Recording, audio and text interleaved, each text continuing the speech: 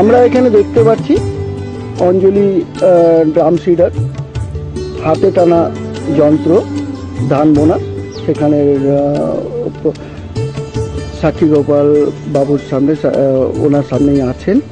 উনি এখন ডিটেলসে ব্যাখ্যা করবেন যে কেন উনি এটার উপরে ইন্টারেস্ট হলেন এবং কিসের জন্য, কি বেনিফিট, কি আশাতে সেখানের মধ্যে করছেন। আমি শ্রী সাক্ষী গোপাল মাল, গ্রাম বড়টিকাইপুর, ব্লক মেমারি 2, পোস্ট অফিস বোহার, জেলা বর্ধমান। আমি ইটিভি অন্নদাতার মাধ্যমে, চ্যানেলের মাধ্যমে একদিন এই ড্রাম সিডার দেখি এবং আমি এতে ধান রোয়ার জন্য আগ্রহ প্রকাশ করি এবং ধান খেরুলের অশোক রায় মহাশয়কে আমি এই বিষয়ে জিজ্ঞাসা করি, চাষবাসের সম্বন্ধে ওনাকেই আমি সব কিছু জিজ্ঞাসা করে চাষ করি।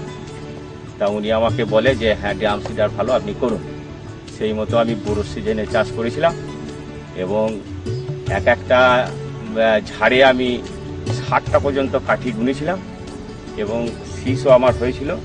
ধান খুবই ভালো হয়েছে। সেটা রেক্টিফাইড মডেল ছিল না? সেটা রেক্টিফাইড মডেল ছিল না, সেটা এর আগে সরকার থেকে যে মডেলগুলো দিয়েছিল সেইগুলোই ছিল। তবে অশোকবাবুর কথা মতো যে রেক্টিফাইড এখন মডেল নতুন বেরিয়েছে, সেগুলো আপনি ব্যবহার করলে সেগুলো আরও ভালো উন্নত প্রযুক্তিতে এসছে জিনিসটা। এই উন্নত প্রযুক্তি দেখছি চাষ করে টেনে, এখন দেখছি মোটামুটি খুবই ভালো ধানগুলো যেভাবে পড়ছে, তাতে করে মনে হচ্ছে আশা করি আরও ভালো লাভবান হব। এই আশা নিয়ে আমি এই ড্রাম সিডারের চাষের জন্য এগিয়েছি। আমরা দাদা এখন 1 বিঘা আমরা এখানে ড্রাম সিডার মাধ্যমে আমরা এখানে বীজটা বুনলাম, সেটাতে অ্যাকচুয়ালি লাগলো আমাদের আধা ঘন্টা। তো সেটা যদি আমরা হাতে বুনতাম তাহলে সেখানে কতক্ষণ লাগতো?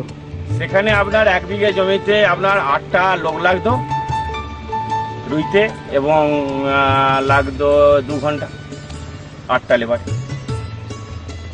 তার মানে আমাদের বোঝা যাচ্ছে যে আমরা যদি 7-8 ঘন্টাতে এই ড্রাম সিডারে চাষ করি, কিছু না হলেও 10-12 বিঘে আমরা একদিনে সেখানে করে ফেলতে পারি। অবশ্যই হাতে কলমে দেখা যাচ্ছে এটা।